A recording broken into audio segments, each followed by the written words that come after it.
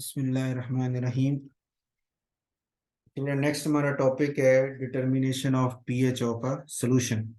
एक जो सोल्यूशन की पीएच है उसको हमने मेजर करना हो तो कौन कौन से मेथड हैं जिनको हम मेजर कर सकते हैं।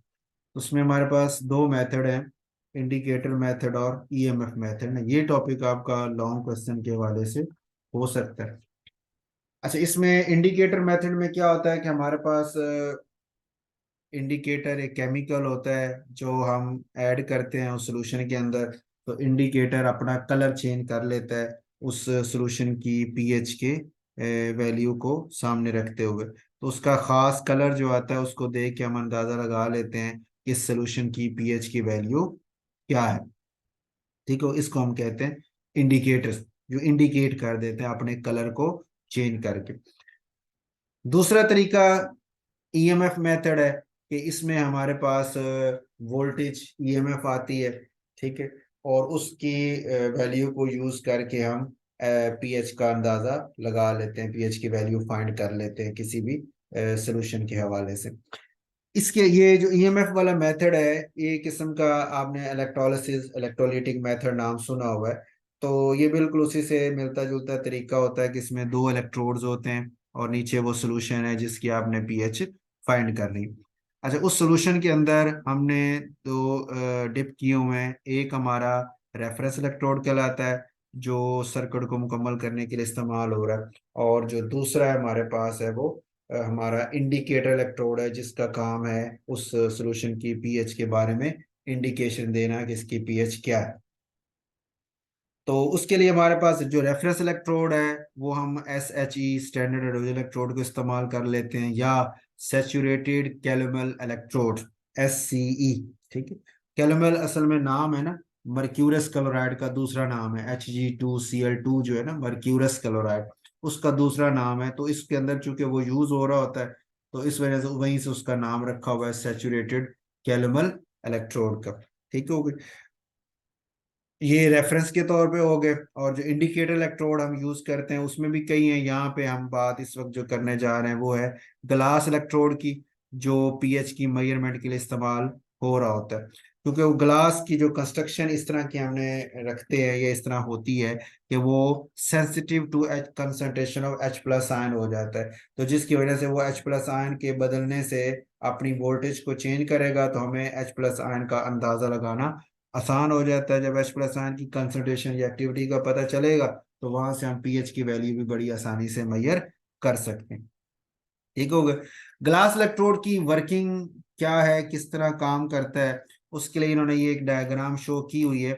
तो इस डायग्राम में आप जो है ना वो थोड़ा सा इसमें करेक्शन भी कर लीजिएगा। ये लेफ्ट साइड पे जो आपको दिया हुआ है ये कहलाता है कैलोमल इलेक्ट्रोड ना, जिसमें ये मरकरी भी मौजूद है कि सीएल का सोल्यूशन भी मौजूद होता है। ठीक है, और मरकरी के साथ HgCl2 भी मौजूद होता है। तो ये आपका एक कैलोमल इलेक्ट्रोड हो गया ना, लेफ्ट साइड वाला। अच्छा, राइट साइड पे आपका इंडिकेटर इलेक्ट्रोड है, यानी ग्लास इलेक्ट्रोड आपका वो है जो यहाँ पे इस वक्त उस सोल्यूशन में डिप है जिसकी आपने पीएच फाइंड करनी है। तो यहाँ से लिखा हुआ अननोन सोल्यूशन जिसकी पीएच हमने फाइंड करनी है वो ये सोल्यूशन है, उसके अंदर ये इलेक्ट्रोड डिप है। अच्छा, ये जो लिखा हुआ ना 0.1 नॉर्मल HCl का सोल्यूशन लिखा पड़ा है ना, और एरो यहीं तक दिया हुआ, असल में ये एरो यहाँ तक जा रहा है। ये जो अंदर है ना इस गोल जो बल्ब सा आपको नजर आ रहा है, ये असल में वो ग्लास मेम्ब्रेन है। ठीक है, जिसने रिस्पॉन्स शो करना है H प्लस आयन को। तो उस ग्लास मेम्ब्रेन के अंदर जो है ना ये HCl मौजूद है। ये एरो जो है ना HCl का वहां तक जाना चाहिए। ठीक हो गई। और दूसरे नंबर पे ये जो ग्लास इलेक्ट्रोड का एरो भी यहीं तक खत्म किया हुआ है, ये इलेक्ट्रोड का एरो भी यहाँ तक आना चाहिए कि ये पूरे का पूरा जो आपको बल्ब और ऊपर ये रॉड से नजर आ रहा है ये सारा का सारा ग्लास इलेक्ट्रोड कहलाता है। और ऊपर इसने प्लाटिनम वायर लिखा हुआ है, ये असल में सिल्वर वायर होनी चाहिए। इसके अंदर जो है वो सिल्वर हमने लिया होता है, सिल्वर मौजूद होता है। ठीक हो गई। अच्छा, अब यहाँ पे ये एक पॉइंट तो ये कि ग्लास मेम्ब्रेन रिस्पॉन्स कैसे शो करती है ना। असल में ग्लास मेम्ब्रेन की कंपोजिशन जो ग्लास मेम्ब्रेन नॉर्मली यूज होती है ग्लास इंडिकेटर के तौर पे, उसमें सोडियम ऑक्साइड है, कैल्शियम ऑक्साइड है, सिलिका होता है, यानी मेटल के ऑक्साइड है, सिलिका होता है। तो जब आपकी पीएच की वैल्यू जो है वो यानी H प्लस आयन आते हैं तो वो आके वहां से सोडियम आयन को हटा देते हैं और उसकी जगह H प्लस आयन जो है वो आके जुड़ जाता है। ये आपकी इक्वेशन जो है वो कुछ इस तरह की बनती है, जैसे ये दी हुई है कि ये सोल्यूशन के H प्लस आयन है, जो ग्लास के अंदर जो सोडियम के साल्ट वगैरह मौजूद थे वहाँ वो आके उनको सोल्यूशन में मूव करवा देते हैं और खुद वो H प्लस आयन उस ग्लास के साथ जाके जुड़ जाते हैं, ग्लास का पार्ट बन जाते हैं। तो ये ओवरऑल रिएक्शन हो रहा होता है जब आप एक ग्लास मेम्ब्रेन को, ग्लास इलेक्ट्रोड को, इंडिकेटर इलेक्ट्रोड को H प्लस आयन में डिप करते हैं। ठीक हो गई। तो ये इसमें और इसको यूज करने का मकसद क्या था वो हमने बात की कि इसकी एक्सीलेंट एफिशिएंसी है या स्पेसिफिसिटी है, किसके लिए, for the H plus ion. H plus ion के साथ ये अपने साथ अटैच करने की पावर इसकी बहुत ज्यादा, यानी बाकी कैटायंस को छोड़ देगा, चाहे उनकी आयंस की वैलेंसी +1 है, हाइड्रोजन की भी H प्लस आयन की वैलेंसी ऊपर चार्ज +1 होता है, तो सोडियम आयन वहां मौजूद है या पोटेशियम आयन +1 वाले, तो किसी को नहीं वो पिक करता, H प्लस आयन को ही करेगा। हाँ, अगर H प्लस आयन की कंसंट्रेशन बहुत कम हो, जैसे वेरी वेरी हाई पीएच पे आप खड़े हुए हैं, तो उस वक्त H प्लस आयन की कंसंट्रेशन तो बहुत कम हो जाएगी। जब H प्लस आयन बहुत कम हो गए तो फिर ये रेस्पॉन्स शो करना शुरू कर देता है दूसरे जो कैटायन है सोडियम आयन वगैरह को, और फिर उनको अपने साथ अटैचमेंट शुरू कर देता है, वरना H प्लस आयन के होते हुए इन आयंस को वो अपने साथ अटैच नहीं करता। तो ये इसका ओवरऑल स्ट्रक्चर है, उसकी बॉडी है, और वर्किंग का भी मैंने आपको आइडिया दे दिया कि कैसे ये काम कर रहे होते हैं। उसके अलावा इसी की एक आपको ओरिजिनल फॉर्म शक्ल वो भी दिखाते हैं। ये एक आपका इसने बनाया हुआ है वही शक्ल जो उधर आपने देखी है, कि इसमें एक ये सैचुरेटेड कैल्विन इलेक्ट्रोड है जो ऐड किया हुआ रेफरेंस इलेक्ट्रोड के तौर पे, उसके साथ ये दूसरा इलेक्ट्रोड है जो आपका ग्लास इलेक्ट्रोड है जिसे इंडिकेटर इलेक्ट्रोड का नाम भी देते हैं, वो साथ में अटैच किया हुआ है। ठीक होगा, इसी को उसने ये ओपन करके दूसरी साइड से शो किया हुआ है। ठीक होगी, तो ये दो, अच्छा इसमें आप देखें कि सेंटर में इस ये जो दो फॉर्म है ना, दो मुख्तलिफ कह लें उसकी शक्लें, ये वाली जो शक्ल लेफ्ट साइड पे आपको नजर आ रही है अलग से है, जिसमें इस ग्लास इलेक्ट्रोड के अंदर सिर्फ एक ही है सिल्वर वायर ना, जो ऊपर हम कनेक्ट कर देते हैं पीएच मीटर के साथ, और वो हमें इन दो इसकी जो वोल्टेज है उसको देखते हुए, ये मैप को देखते हुए पीएच की वैल्यू शो कर देता है। और दूसरा ये तरीका होता है जिसमें ये आपको नजर आ रहा है कि इसी के अंदर ही एक सिल्वर सिल्वर क्लोराइड का रेफरेंस इलेक्ट्रोड भी इसके अंदर ही मौजूद है, और दूसरा ग्लास इंडिकेटर इलेक्ट्रोड वाला सिल्वर की वायर जो वो भी यहीं पे मौजूद है। ठीक है, तो एक ही के अंदर दोनों चीजें मौजूद हैं, और इसी को डायरेक्ट ऐड कर दिया जाता है सोल्यूशन में, जिसकी पीएच आपने फाइंड करनी है, तो ये उसका रिस्पॉन्स दे के हमें आंसर वैल्यूज जो है वो बता देते हैं। ठीक है, तो ये इसकी असल में, और इसका अगर आप वो इसकी हाफ सेल्स की जो रिप्रेजेंटेशन को देखें तो ये SCE saturated caramel electrode left side पे रेफरेंस इलेक्ट्रोड के तौर पे हो गया। ठीक है, अब ये एक ये दरमियान में साल्ट ब्रिज हो गया, और आगे ये सारा जो है वो आपका ये ग्लास इंडिकेटर इलेक्ट्रोड के साथ है, कि ये एक्सटर्नल एनालाइट है, सोल्यूशन है H प्लस आयन जिसके अंदर आपने ग्लास इलेक्ट्रोड को डिप किया हुआ है।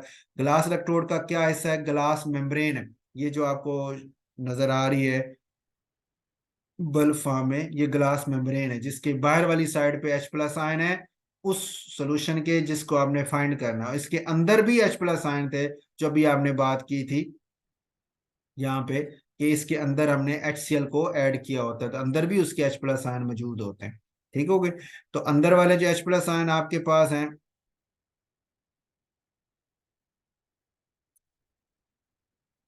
तो वो भी उसके मूव करते हैं। एक सेकंड में इसको ना, वो बुक आपकी क्लोज हो गई है,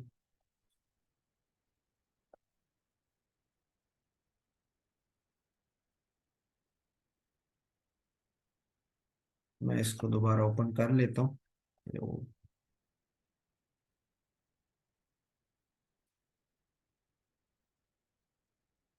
ठीक है, ये डायग्राम थी आपके पास। तो इसमें ये ग्लास मेम्ब्रेन है जिसकी बाहर तरफ एक तरफ H प्लस आयन वो है जिनका हमने फाइंड करना है, अननोन है उसकी कंसंट्रेशन, और उसके अंदर तरफ हमने HCl खुद से लिया हुआ है। ठीक है, उसकी जो मोलैरिटी कंसंट्रेशन हमने फिक्स रखी हुई है, कांस्टेंट रखी है, और उसी के साथ सिल्वर क्लोराइड और सिल्वर भी मौजूद है दोनों उसके साथ, यानी रेफरेंस इलेक्ट्रोड नंबर 2 ये मौजूद है उसके साथ। ठीक हो गए, तो ये पूरे का पूरा ग्लास इलेक्ट्रोड की कंस्ट्रक्शन है। ठीक हो गए, और ये वाला आपका रेफरेंस इलेक्ट्रोड की जो बाहर वाला था ना उसकी कंस्ट्रक्शन होगी। तो ये वाली जो डायग्राम है ये तो मैंने समझाने के लिए शो किया, आपकी इस बुक में भी ये उन्होंने शो किया हुआ है। सिल्वर सिल्वर क्लोराइड, फिर HCl हो गया, ये ग्लास मेम्ब्रेन वाला हो गया, जो आगे अननोन सोल्यूशन जिसकी हमने फाइंड उसमें डिप है, और फिर आगे सैचुरेटेड कैल्विन इलेक्ट्रोड जो है ये साल्ट ब्रिज के साथ वो भी जुड़ा हुआ है। तो ये पूरी की पूरी उस सेल की एक रिप्रेजेंटेशन है जिसको हमने लिखते हैं। अच्छा, अब ये आप सॉल्व कर रहे होंगे तो पहले आपने बताना है ग्लास इलेक्ट्रोड है क्या, क्या काम उसकी, वो फिगर ये वाली फिगर बना देंगे, उसके पार्ट्स बता देंगे, ठीक हो गया। वर्किंग के बारे में बता दें कि कैसे काम करता है, कि सेल जो ग्लास मेम्ब्रेन है इसके दोनों तरफ जो H+ आयन की कंसंट्रेशन है वो मुख्तलिफ है, तो जिसकी वजह से ये बाइंडिंग शो करता है, एक पोटेंशियल उसका वो H+ आयन को अपने साथ कनेक्ट करने का बन जाता है, और वो उसको कनेक्ट करके लेके चलता है। और फिर उस वजह से एक ईएमएफ प्रोड्यूस होती है जो ऊपर मौजूद वोल्ट मीटर या पोटेंशियोमीटर वगैरह वोल्टेज को मेजर करके हमें बताता है, ठीक हो गई। अच्छा, इसके लिए जो हम इक्वेशन यूज करते हैं तो इक्वेशन ये वाली है। इस इक्वेशन में थोड़ी सी मिस्टेक है कि यहाँ माइनस की जगह जो है वो प्लस आना चाहिए, ठीक हो गई। और फिर उसको हम ये पीएच के में जब बदलते हैं तो यहाँ पे प्लस की जगह माइनस आना चाहिए। इसको मैंने करेक्ट करके यहाँ लिखा है आपके लिए कि ये असल में शक्ल थी E = E0 माइनस 0.059 में log 1/a, ये था ना एक्टिविटी। यहाँ उसने मिस्टेक यही हुई है कि उसने जो वहाँ लिखा हुआ ना नेचुरल लॉग आपकी क्वेश्चन में, वो डायरेक्ट लिखा हुआ है यहाँ पे ना, सामने लिखा, ये सामने नहीं है, ये इसको ओवर में होना चाहिए ना, सिर्फ 1/, होना चाहिए। तो माइनस के साथ अगर माइनस के साथ लिखना, अगर ये माइनस रखनी है तो फिर 1/, रखें, और अगर ऊपर लेके आना है तो फिर इस माइनस को प्लस करना पड़ेगा, क्योंकि आपको पता है जब ये माइनस नीचे है, इसको जब मैं उल्टाऊंगा तो बाहर वाला माइनस प्लस हो जाएगा, ठीक हो गई।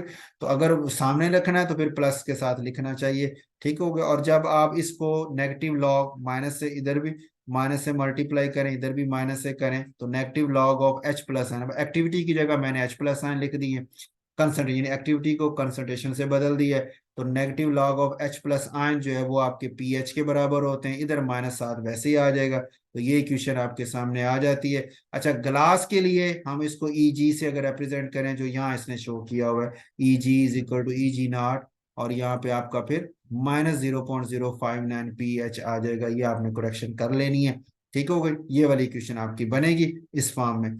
फिर आप ई सेल पूरे सेल की जो वोल्टेज लेनी, वो तो right side minus left side, right side वाला तो रेफरेंस है, लेफ्ट साइड वाला आपका ये ग्लास वाला था, उस इंडिकेटर जो है इलेक्ट्रोड है ना, जिसे ई इंडिकेटर लिख लें, तो यहाँ पे हम उसको Eg से शो कर रहे हैं ग्लास से, ठीक होगा। तो Eg की जगह ये वाली वैल्यू सारी पुट कर दें, तो ये शक्ल बनी, ब्रैकेट को ओपन करेंगे तो ये माइनस और ये प्लस में आ जाएगा।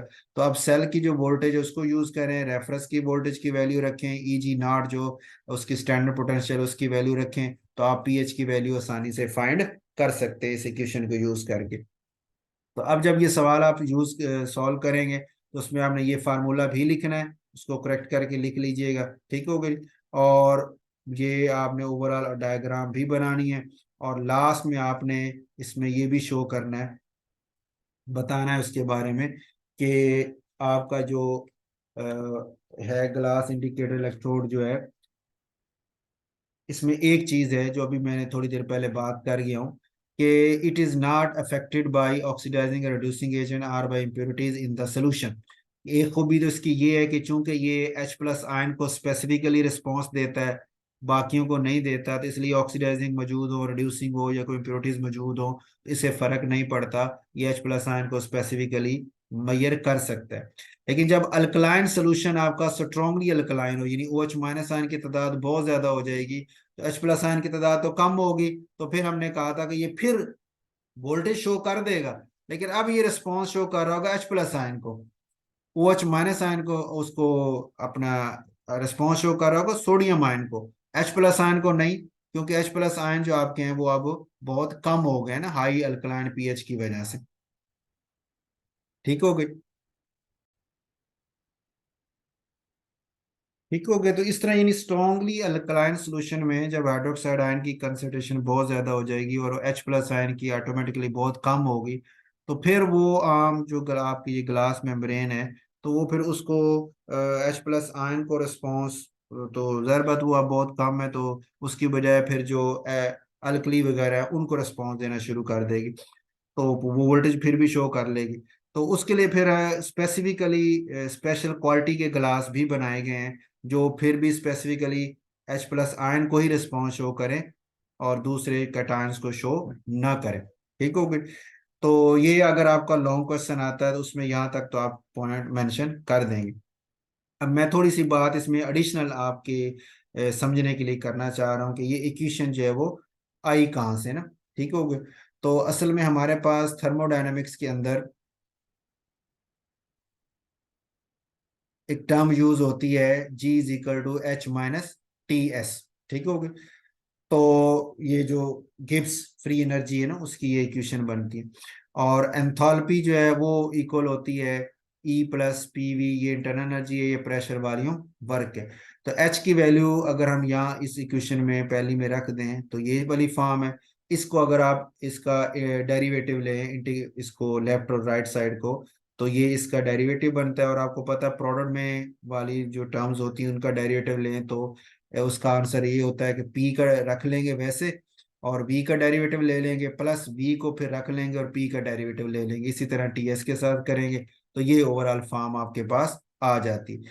अच्छा, अब एंट्रोपी की ये जो एक इक्वेशन थी उसके मुताबिक क्यू रिवर्सिबल ओवर टी के बराबर होता है, और फर्स्ट लॉ ऑफ थर्मोडायनेमिक्स के मुताबिक जो इंटरनल एनर्जी होती है वो बराबर होती है Q - W के, या Q को वैल्यू निकालेंगे तो E+W हो जाएगा। ये वैल्यू हम पुट कर लेते हैं Q रिवर्सिबल के बराबर, ये ओवर टी है ना, तो Q रिवर्सिबल बराबर आ गया TdS के, या इसकी जगह TQ की जगह आप ये वाली वैल्यू पुट कर दें। ठीक है। और DW की जगह PdV पुट कर दें। तो अब आपके पास TdS जो है वो बराबर आ जाएगा, T इधर आके मल्टीप्लाई हो, तो DE+P, ये वाली वैल्यू आप इस ऊपर वाली इक्वेशन में TdS की जगह रख दें। तो ये कैंसल कट कटा के जो एक प्लस माइनस वाले फैक्टर्स हैं वो कैंसिल हो गए, ये फाइनल शक्ल बचेगी। ठीक है। DG = VdP - SdT बचेगा। अच्छा, इसमें से अगर आप प्रेशर को कांस्टेंट कर दें तो ये वाली फॉर्म बचती है।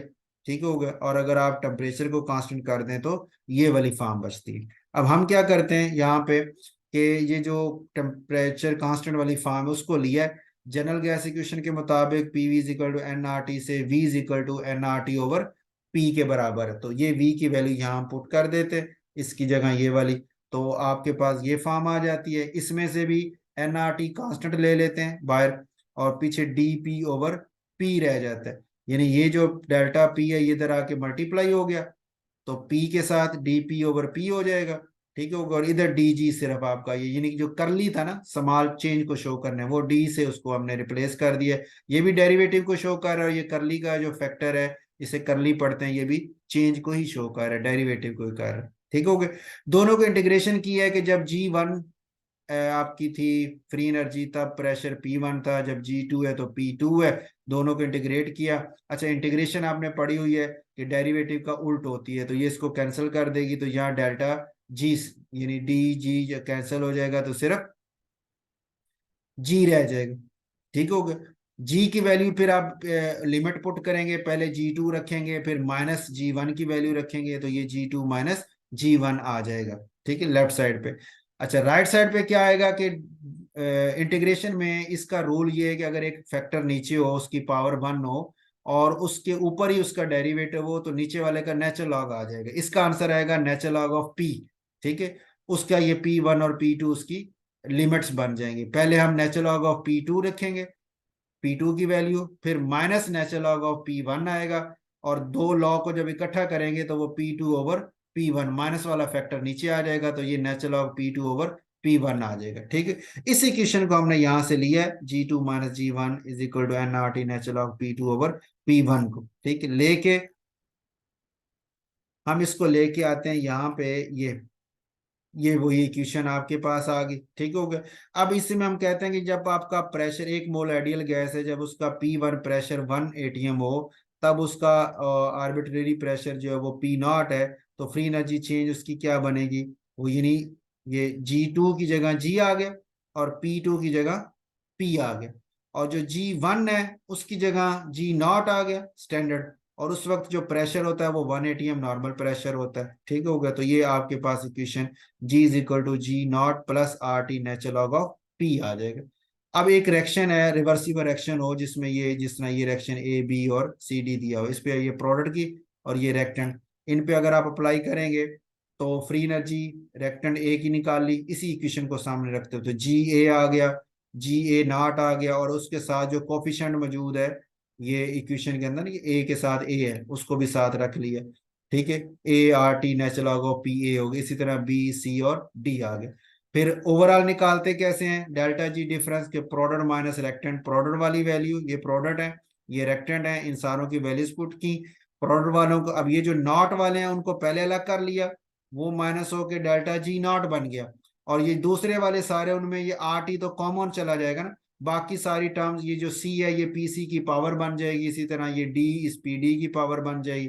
ठीक हो गया, तो वो करके ये वाली शक्ल बन जाएगी, और लॉग में उनको हमने सबको एक ही लॉग में इकट्ठा कर दिया, तो जो माइनस वाले थे वो डिवाइड हो गए और जो प्लस वाले थे वो ऊपर आ गए। ठीक है, यहाँ एक मिसिंग है, PA वाला इसने मिस किया हो, वो यहाँ साथ ऐड किया जा सकता है। ठीक हो गई, तो ये फॉर्म आ गई। अब इसमें हमारे पास ये वाली जो delta G is equal to delta G0 plus RT natural log of product की कंसंट्रेशन ओवर रेक्टेंट की कंसंट्रेशन, इसको आपने सामने रखना है। ये वाली इक्वेशन आपके सामने ये वाली है जो मैंने लिखी है, प्रोडक्ट ओवर रेक्टेंट की कंसंट्रेशन। अब उसको E0 में कैसे बदला है कि डेल्टा G0 जो है फ्री एनर्जी चेंज बराबर होती है NEF। ठीक है, F से मुराद फेरेडे है, E से मुराद पोटेंशियल इलेक्ट्रोड पोटेंशियल है, N से मुराद नंबर ऑफ मोल है जो उस रिएक्शन में इन्वॉल्व हैं, जो लॉस या गेन हो रहे हैं। ठीक हो गया, तो डेल्टा जी की जगह NEF आ गया, डेल्टा G0 की जगह NE0F आ गया, बाकी वही है। अब N और F जो है उससे आप डिवाइड कर दे, ये भी कैंसिल ये भी कैंसिल, और इसके नीचे NF आ जाएगा।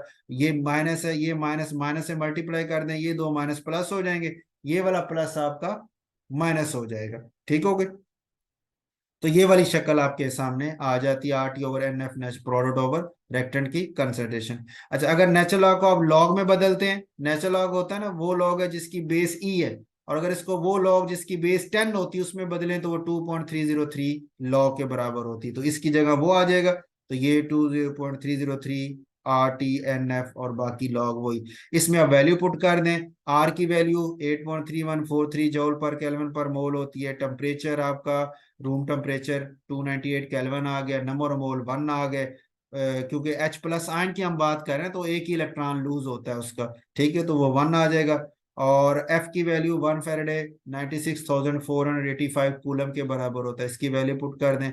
इस सारे को आप सॉल्व करेंगे तो आंसर आपका 0.0591 आ जाता है, बाकी सारी क्वेश्चन वैसे ही है। ठीक है, अच्छा, अब इसको प्रोडक्ट ऑफ रेक्टेंट को इस फॉर्म में हमने बदल लिया कि हमारे पास इक्वेशन थी ये वाली, ये प्रोडक्ट है, ये रेक्टेंट है। अच्छा, ये जो सॉलिड होता है उसकी एक्टिविटी 1 होती है, सॉलिड की एक्टिविटी, तो ये भी 1 खत्म हो जाएगा, ये एक्टिविटी भी 1 खत्म हो जाएगी। सिर्फ सोल्यूशन वाले को हम ले लेते हैं, तो H प्लस आयन जिसको हम डील कर रहे हैं सिर्फ उसी को हम H प्लस आयन की एक्टिविटी जो नीचे, जो कहाँ पे रेक्टेंट वाली साइड पे, इसको रेक्टेंट ये नीचे होते हैं, प्रोडक्ट ऊपर है, तो रेक्टेंट वाली साइड पे एक्टिविटी ऑफ H प्लस ले लिया। जब इसको मैं ऊपर लेके आया तो ये माइनस क्या हो गया, प्लस हो गया। ठीक हो गया, फिर इसको हमने एक्टिविटी को H प्लस आयन कंसंट्रेशन से रिप्लेस कर दिया, फिर नेगेटिव लॉग बना के उसको पीएच में बदल दिया, तो नेगेटिव लाने की वजह से यहाँ फिर माइनस आ जाएगा।